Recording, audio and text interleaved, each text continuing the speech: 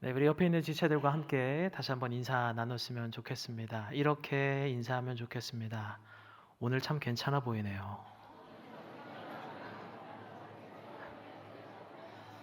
네, 한 번 더 인사하겠습니다. 하나님 닮으셨어요. 하나님이 어떻게 생긴지도 모르고 닮았다고 인사를 나눴습니다. 반갑습니다. 최대한 목사입니다. 제 이름이 참 독특해서 모든 회의나 여러 가지 모임에서 그냥 자기도 모르게 제 이름을 많이 사용하더라고요. 최대한 열심히 하겠습니다. 최대한 잘해보죠. 하도 이름이 조금 독특하다 보니까 이미 저희 작년 교구 안에서는 제 이름이 조금 부임 전에 돌았나 봐요. 그래서 저를 보자마자 맥시멈 목사님 부임하셨냐고 그렇게 인사말을 건네주시는 분도 계셨습니다. 수원성교회에 부임하기까지 좀 우여곡절이 있었어요. 그런데 참 부임하고 나니까 왜 하나님께서 이곳에 보내셨는지 알겠다. 정말 좋은 곳이다. 무엇보다도 이 청년 공동체가 참 건강한 곳이구나. 저들의 이 열정과 또 하나님을 사랑하는 그 마음, 또 멀찌감치지만 제가 한번 느껴보고 싶고 또 그런 따뜻한 열기를 저도 한번 옮겨받고 싶다. 그런 생각을 많이 하고 있습니다. 부임한 지 이제 한 달째 되지 못했지만 저는 지금 참 행복한 하루하루를 보내고 있고요. 하나님의 그 은혜 속에서 또 말씀을 나눈다는 게 행복하다, 감사하다 이런 마음을 품고 살아가고 있습니다. 제 이름은 저희 어머니가 지어주셨어요. 최대한. 왜 저의 이름을 이렇게 지으셨어요? 라고 이렇게 원망한 적도 있었습니다. 여러분의 세대는 아직 모르겠지만 저의 세대 때는 초등학교 다닐 때 아침 조회가 있었거든요. 아침 조회 전에 항상 애국가를 제창했어요. 여러분 애국가 맨 끝에 뭐라고 이게 가사가 나온지 아세요? 대한 사람 대한으로 길이 보전하세요. 그렇죠?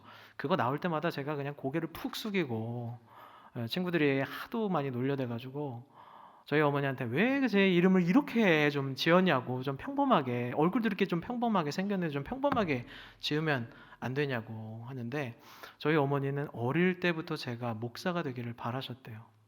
그래서 그 목사 앞에다가 이름을 막 붙여보셨대요. 최대까지는 안 돼. 이 마지막 한 글자가 이게 조합이 안 되는 거예요. 최대현, 최대성. 별로 마음에 안 든대요. 그러다가 갑자기 최대한, 맥시멈 이게 딱 하자마자 야 이거다. 최대한 목사 이거다 하면서 제 이름을 지었다고 합니다. 제 이름대로 수원성교회에서 최대한 저도 여러분의 한 가족으로서 또 기도하는 그 조력자로서 우리 청년부를 위해서 기도할 수 있는 그런 목회자가 되었으면 좋겠습니다. 자, 우리가 새해가 되고 또 여러 가지 새로운 일들을 보면 새로운 사람을 이렇게 좀 만나게 되잖아요. 그렇죠? 새로운 사람을 만났을 때 여러분들은 어떻게 좀 그런 딱딱한 분위기를 이렇게 좀 아이스 브레이킹을 하십니까? 대부분의 사람들은 모르겠지만 이게 좀 성인분들은 어떻게 이야기하냐면 이런 대화를 좀 오고 갑니다. 야, 참 인상 좋으십니다.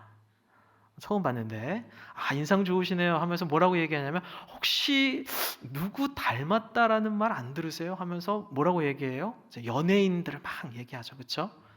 다시 한번 옆 사람을 한번 보십시오. 보십시오. 누구 닮으셨어요? 연예인 닮으셨기를 바랍니다.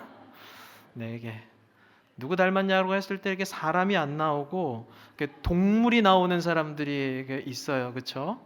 이렇게 동물 종류가 나오거나 아니면 캐릭터 종류가 나오시는 그런 분들도 있지만 제가 보기에는 우리 수원성의 청년 여러분 전부 다 잘생기시고 또 아름다운 분들만 있는 것 같습니다. 여러분 그러면 누구 닮았다고 그렇게 들었을 때 좀 기분 좋으세요? 누구 닮았을 때 내가요? 하면서 응? 하면서 기분이 막 이렇게 우쭐하는 그런 사람 있으십니까? 여러분 닮았다라고 하는 개념 뭘까요? 닮았다. 어떻게 하면 닮았다라고 해요? 외형적으로 먼저 이렇게 닮았을 때, 진짜 이거 누구 닮았는데요? 그 남자들은 이렇게 항상 칭찬할 때 그 그 알죠? 네. 그리고 또 그런 칭찬을 함부로 하면 안 되잖아요, 그죠? 여성분 칭찬할 때 그 장원, 예, 그죠? 그분 들으면서 잘못 칭찬하면 이제 모욕이 될 수도 있는데, 그래도 이렇게 한껏 띄우기 위해서 막 그렇게 얘기를 하지 않습니까? 이렇게 외형적으로 닮았다라고도 하는 건데, 여러분 닮았다라고 하는 것은 외형뿐만 아니라 내면과 그 사람이 느끼는 어떤 아우라까지 포함하는 그런 단어라 생각이 됩니다. 여러분, 사람은 외형적으로 가장 먼저 무엇을 닮게 태어났습니까? 바로 부모님을 닮았죠. 그렇죠. 좋든 싫든 우리의 코와 눈과 입과 나의 몸은 누가 물려주셨습니까? 부모님이 물려주셨습니다. 그리고 잘 보시면 아마 분명 닮았을 거라 그렇게 생각이 됩니다. 여러분, 저에게는 올해 4살 된 쌍둥이 딸이 있어요. 죽는 줄 알았습니다. 쌍둥이 키우는 거 얼마나 힘든지 아세요? 네, 꼭 결혼하셔서 쌍둥이 낳으시길 바랍니다. 네, 아멘. 쌍둥이 딸을 가졌을 때 절로 기도가 나와요. 어떤 기도가 나온지 아세요? 하나님, 딸이랍니다. 하나님이 아들이 아니랍니다. 딸이래요. 제발 저를 닮게 하지 마시고 제 아내를 닮게 하시고 제발 제 단추구멍 같은 눈만큼은 안 닮게 좀 도와주십시오. 이게 절로 기도가 나옵니다. 이해가 안 되시죠? 결혼하셔서 꼭 자녀를 잉태해 보시면 하나님은 중심을 보시지만 하나님 저는 아니거든요. 사람은 외모를 보거든요. 하나님. 그런 기도가 나왔는데 하나님이 그 기도 들어주셨을까요? 안 들어주셨을까요? 들어주셨을까요? 누가 봐도 제 딸이에요. 누가 봐도 최대한 목사 딸이다. 나중에 혹시 교회 돌아다니다가 쌍둥이 돌아다니는데 저랑 비슷하게 생기면 네가 걔구나 라고 하면서 아는 체 해주시면 감사하겠습니다. 네, 우리는 좋든 싫든 부모를 닮게 태어나고요. 또 여러분들 결혼하셔서 자녀를 갖게 되면 여러분의 자녀들도 여러분을 닮게 태어날 것입니다. 자, 우리 또 어떨 때 닮았다라는 표현을 할까요? 이럴 때 닮는다고 합니다. 사랑하면 닮는다. 들어보셨죠? 그리고 오래 함께하면 닮습니다.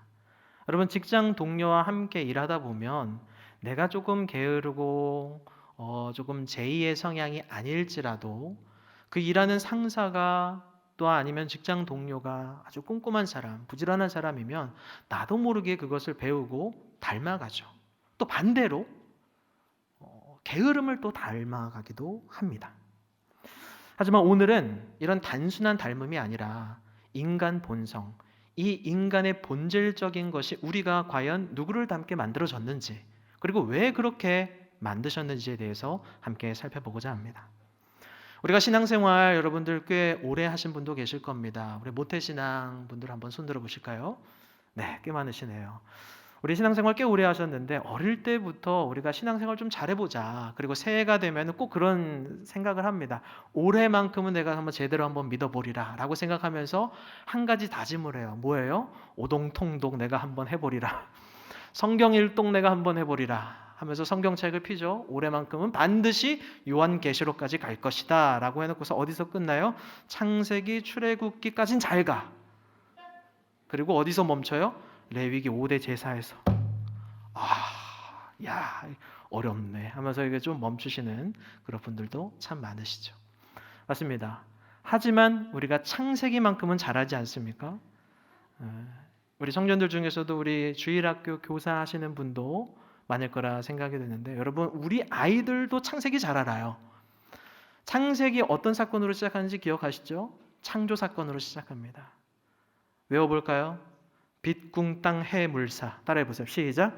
빛, 궁, 땅, 해, 물사. 자, 6일 동안 이거 만드셨어요. 빛, 궁창, 땅, 해와 달과 별, 물고기들, 바다 생물들, 마지막에 뭐예요? 사람, 네, 짐승과 사람. 그렇게 딱 만드셨습니다. 예, 맞습니다. 하나님께서는요, 그 무궁하신 지혜로 그리고 우리가 상상할 수 없는 그 창조적인 생각으로 땅과 하늘 그리고 모든 것들을 창조하셨습니다. 저기 어린아이들도 있어요. 우리의 자녀들, 어린아이들이 좋아하는 동물도 만드시고 또 많은 우리가 좋아하는 그런 먹거리들도 하나님께서 창조해 주셨습니다. 그런데 하나님의 그 모든 창조의 작품 중에 유일하게 창조성을 발휘하지 않으시고 무언가를 모방하여 만든 작품이 있습니다. 그것이 무엇입니까? 바로 사람입니다. 사람. 하나님께서는 우리가 상상할 수도 없는 창조성을 지니신 창조적인 분이십니다. 자, 그런데 그가 만드신 그 피조물은 무엇을 담게 만들 필요가 없어요. 그 창조성을 발휘하셔서 만드셨어도 충분합니다. 하지만 하나님께서는 사람을 만드실 때 그렇게 하지 않으셨다라고 합니다. 사람을 만드실 때 하나님 스스로를 모방하셔서 만드셨다. 본문은 이야기하고 있습니다. 본문 27절 같이 한번 읽어보도록 하겠습니다. 시작. 하나님이 자기 형상 곧 하나님의 형상대로 사람을 창조하시되 남자와 여자를 창조하시고. 자, 여기서 말하는 이 형상이라고 번역된 단어는 히브리어 첼렘이라는 단어를 사용하는데요. 이 첼렘은 우리가 읽는 이 성경 통틀어서 딱 17번 나옵니다. 이 단어가. 그리고 오늘 본문과 같은 뉘앙스로 사용된 게 딱 5번밖에 없습니다. 여러분, 이 첼렘이라는 단어는요. 근데 우리가 생각하는 어떤 모양, 형태를 의미하는 그런 단어가 아니라는 겁니다. 히브리어에서는 그것을 뜻하는 다른 단어가 있는데 드무트라는 단어가 있습니다. 드무트. 이것은 뭐뭐같이 생겼다. 아까 전에 우리가 항상 인사 나왔던 누구처럼 생겼네요. 어떤 모양처럼 생겼네요. 그렇게 말할 때는 드무트를 사용하는데 이 첼렘이라는 단어는 그거와 좀 뉘앙스가 다른 그런 단어를 사용하고 있습니다. 쉽게 말해서 영어로 좀 번역을 하면요. 모양, 형태 이거는 likenes스라고 번역할 수 있을 것이고 오늘 본문에 나온 이 형상이라는 단어는 이미지로 번역할 수 있을 것입니다. 여러분 모양, 형태는 전형적이에요. 딱 맞춰져 있습니다. 그렇죠? 여러분 컵 하면은 이런 모양, 형태를 가지고 있죠. 자, 그런데 이미지는 달라요. 이미지는 여러 가지입니다.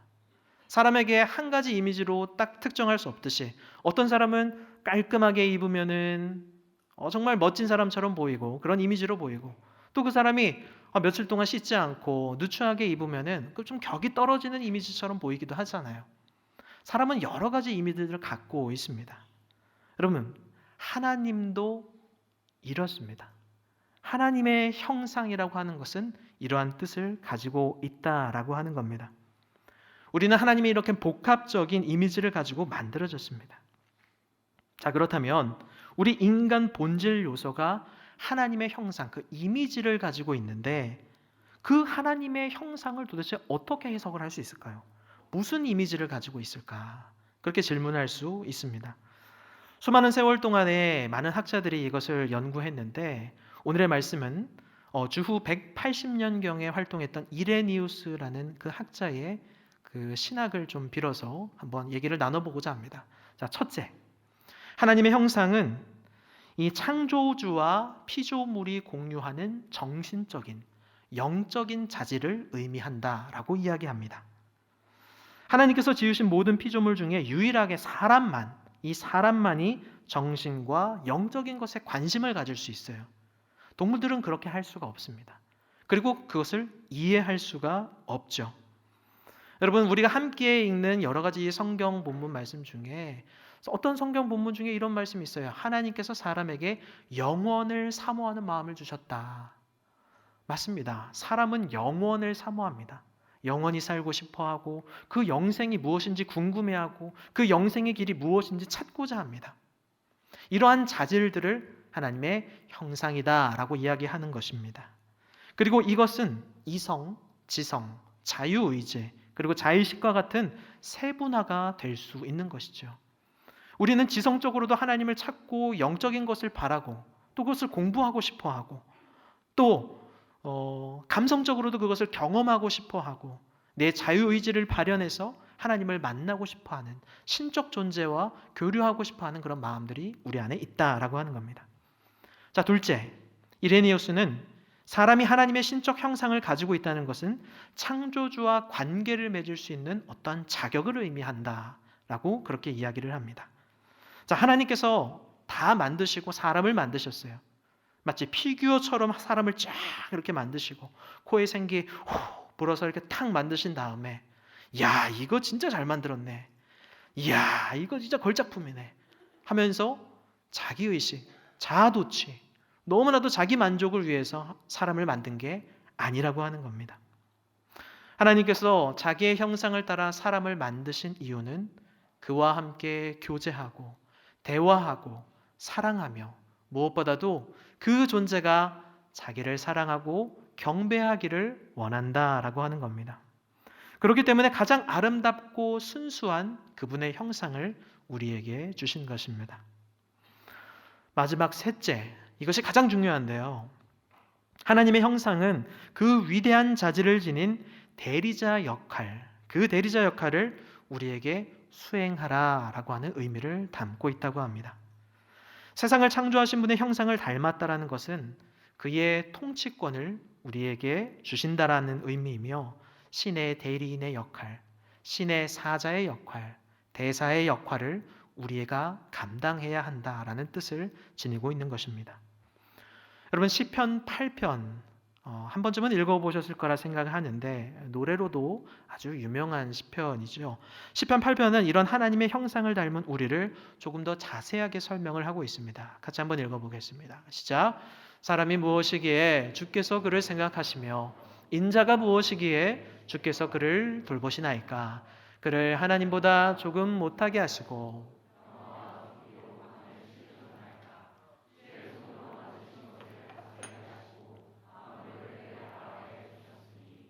아멘. 사람을 만드실 때 분명 하나님보다 조금 못하게 만드셨다라고 합니다. 자, 그런데 그렇게 못하게 만들었지만 그에게 영화와 존귀로 관을 씌웠다. 그 힘을 양도해 주셨다라는 의미죠. 그리고 6절에도 나오지 않습니까? 주의 손으로 지으신 그 모든 창조 세계를 다스리게 하신다라고 정확하게 설명을 하고 있습니다. 자, 그렇다면 하나님께서 이렇게 우리를 만드시고 하나님의 형상대로 만드시고 또 그에게 엄청난 것을 맡기시는 그 이유가 분명 있을 거라 생각이 됩니다. 아까 전에 읽은 20편 8편과 더불어서 오늘의 본문에도 오늘 본문 28절에도 그에 대한 목적성에 대한 가이드라인이 좀 나오는데요. 우리 28절 같이 한번 읽어보겠습니다. 시작. 하나님이 그들에게 복을 주시며 하나님이 그들에게 이르시되 생육하고 번성하여 땅에 충만하라. 땅을 정복하라. 바다의 물고기와 하늘의 새와 땅에 움직이는 모든 생물을 다스리라 하시니라. 아멘. 말씀을 보니 하나님께서 그분의 형상을 따라 우리를 지으신 목적이 뭐냐면 첫 번째, 복을 주시기 위함이다. 날 닮은 존재, 제가 좀 복 좀 받았으면 좋겠다. 이런 목적이 있고요. 둘째, 그들이 생육하고 번성해서 이 땅에 충만하기를 바라십니다. 마지막 세 번째, 그들이 내가 지은 이 모든 창조 세계를 나의 뜻대로, 나의 뜻에 걸맞게 통치하고 다스리기를 원하신다라는 목적성이 분명히 있습니다. 자, 그렇다면 이런 질문을 꼭 해야만 돼요. 하나님의 뜻에 맞게 통치하는 게 무엇인가? 하나님은 우리에게 반드시 그 사명을 완수해라라고 첫 번째 지상명령이 충만하고 다스리고 통치하라라고 하는데 과연 하나님의 뜻대로 통치하는 게 무엇이냐? 라는 질문을 우리는 반드시 해야 하는 것이죠. 자, 그런데 아까 전에 그 말씀을 보시면 창세기 28절을 보시면 번성한다, 충만하게 돼야 된다, 다스려야 된다, 통치해야 된다 이런 단어들이 계속해서 반복되니까 어떤 생각이 드냐면 이 말을 곧이곧대로 해석하는 그냥 문자 그대로 해석하는 그런 폭력적이고 오해하는 그런 공격적인 단어로 해석하는 그런 사람들이 있었습니다.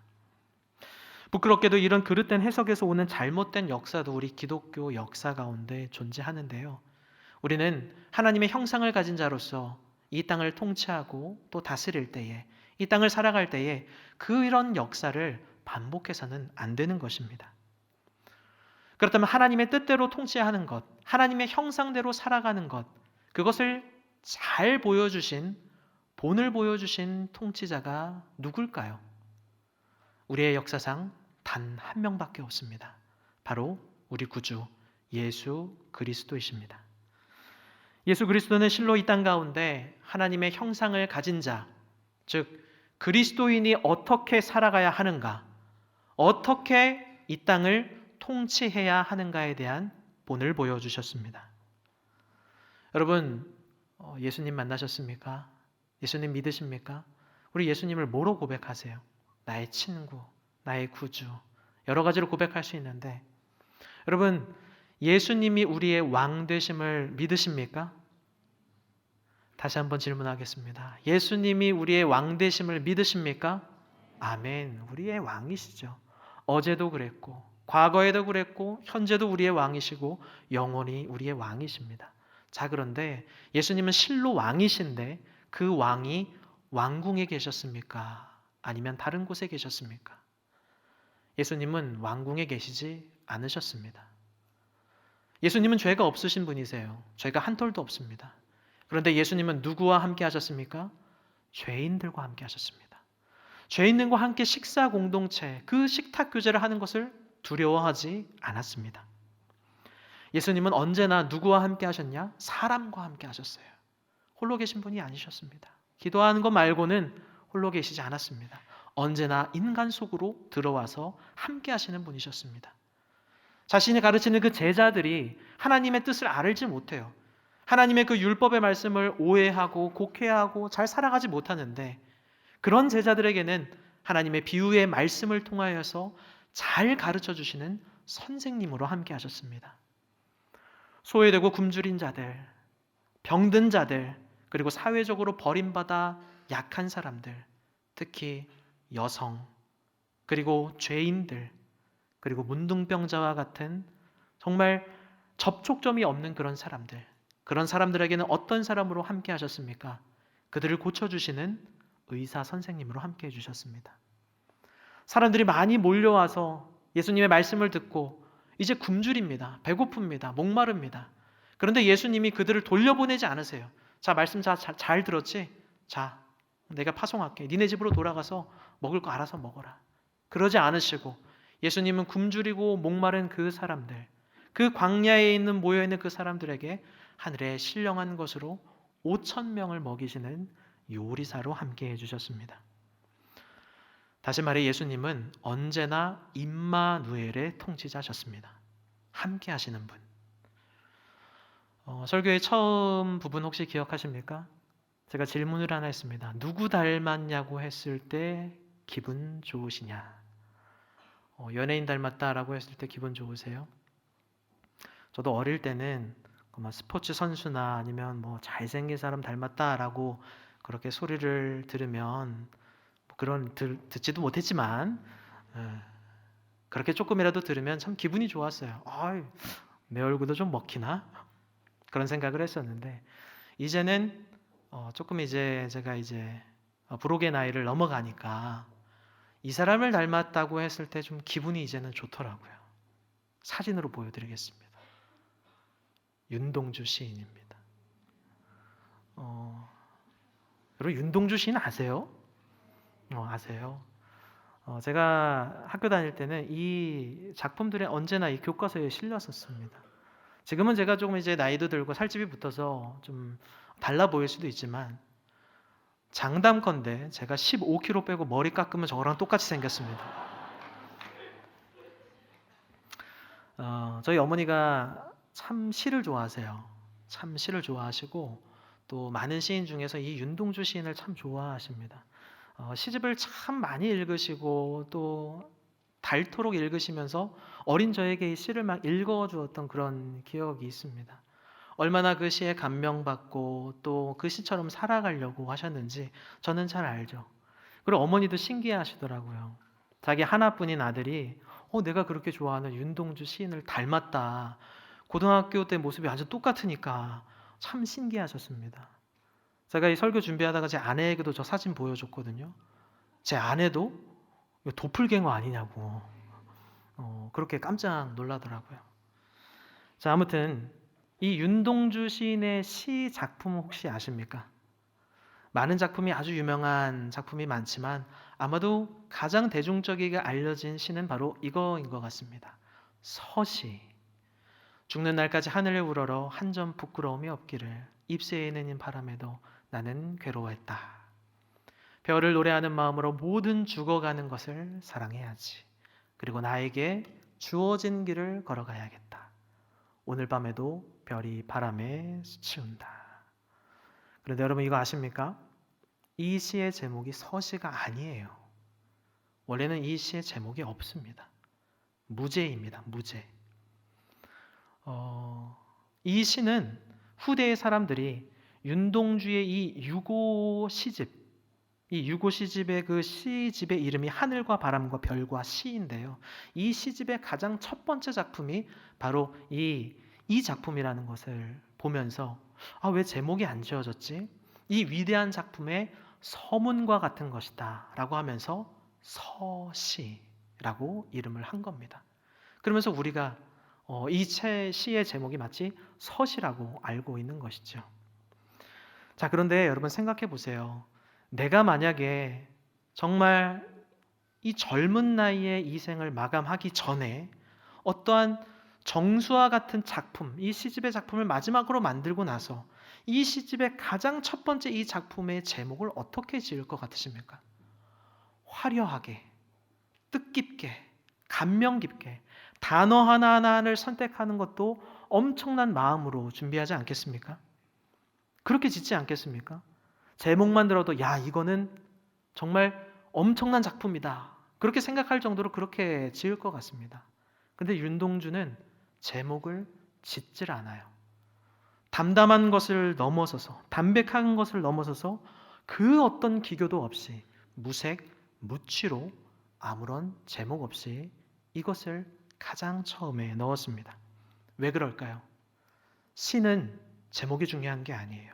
시는 내용이 중요한 것입니다. 다시 말해서 눈에 보이는 것보다 내면의 아름다움이 진짜 아름다운 것이다 라고 윤동주 시인은 알고 있었던 겁니다. 여러분 시를 보십시오. 화려하지 않습니다. 그의 시는 다 작품마다 담담합니다.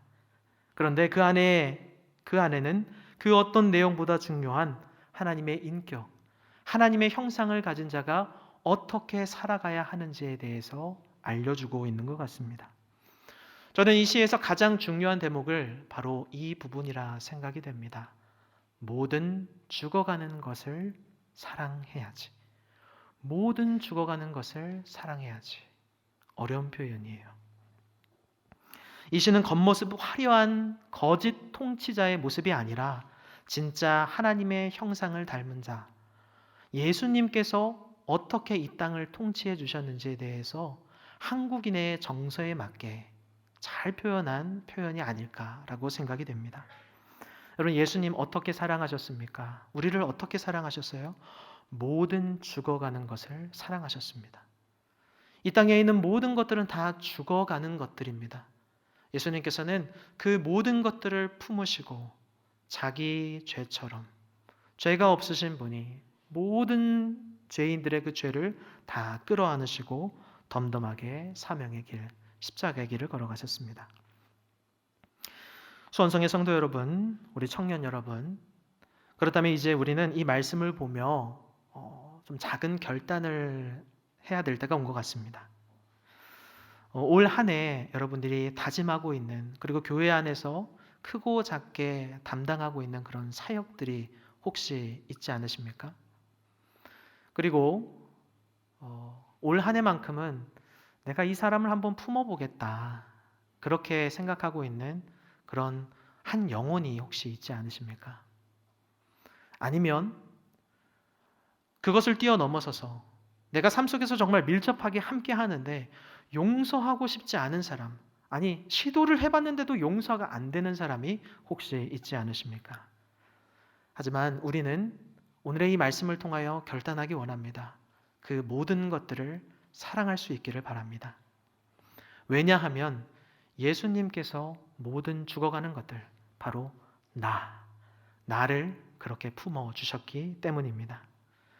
올 한 해에 정말 예수님처럼 모든 죽어가는 것을 위하여서 우리의 마음과 몸과 또 물질을 그들에게 자리를 내어줄 수 있는 저와 여러분 되기를 소망합니다. 여러분 너무 추상적인 것 같죠? 예수님처럼 살아가는 거. 모든 죽어가는 것을 위해서 내가 어떻게 살아가요? 그렇게 생각할 수 있는데 실천적인 작은 제안을 하나 하고자 합니다. 핸드폰 가지고 계시죠? 핸드폰을 꺼내 보시면 올 한 해 2026년 1월 1일부터 지금 현재까지 가장 많이 문자와 소통을 주고받았던 딱 한 사람을 검색해 보십시오. 그리고 그 사람에게 사랑을 실천해 보세요.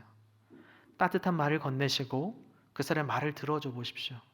그리고 부담스럽지 않은 소소한 작은 선물 한번 건네 보십시오. 그 사람이 내 순원일 수도 있고 또 임원단일 수도 있고 아니면 직장을 가지신 분들이라면 직장 상사일 수도 있어요. 갑자기 얘가 왜 이래? 이렇게 하실 수도 있는데 해보세요. 그게 하나님의 형상으로 살아갈 수 있는 첫 걸음이 될 것입니다. 한 가지 대한 제안을 더 하겠습니다. 제가 오늘 이 주보를 쫙 보니까 저는 딱 한 가지만 들어왔습니다. 올 한 해만큼은 창세기에서 끝나지 맙시다. 오동통독. 누가 이름 지었는지 모르겠지만 너무 잘 지었습니다. 우리 청년부 이 장명 센스가 너무나도 대단한데 이 오동통독 꼭 모두 신청하셔서 저도 열심히 올 한 해 하나님 말씀 읽어볼 테니 말씀의 등불, 그 등불을 한번 켜보면 좋겠습니다. 여러분 말씀 읽는 게 왜 중요할까요? 이 말씀 안에 하나님의 형상으로 살 수 있는 방법들이 다 있어요. 여러 가지의 상황들이 다 있습니다. 힘들 때, 어려울 때, 기쁠 때, 그리고 억울할 때 어떻게 내가 하나님의 형상으로 살아가는지 그 내용이 바로 여기에 다 들어 있습니다.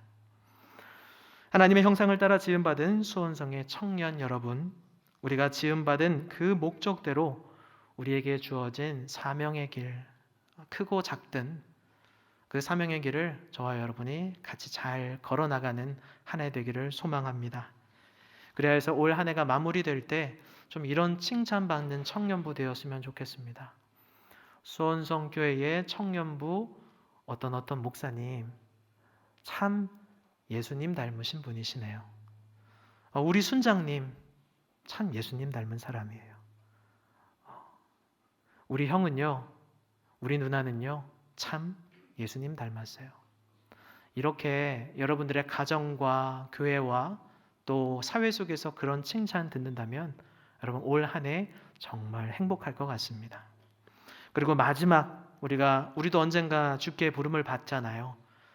주께 부름 받았을 때 우리가 이 그토록 보고 싶었던 예수님 만났을 때 예수님께서 우리에게 이런 칭찬해 주셨으면 좋겠습니다. 너 정말 아름답게 살다 왔구나. 너 진짜 나랑 꼭 닮았구나. 그렇게 칭찬받는 저와 여러분 되기를 주의 이름으로 축복합니다.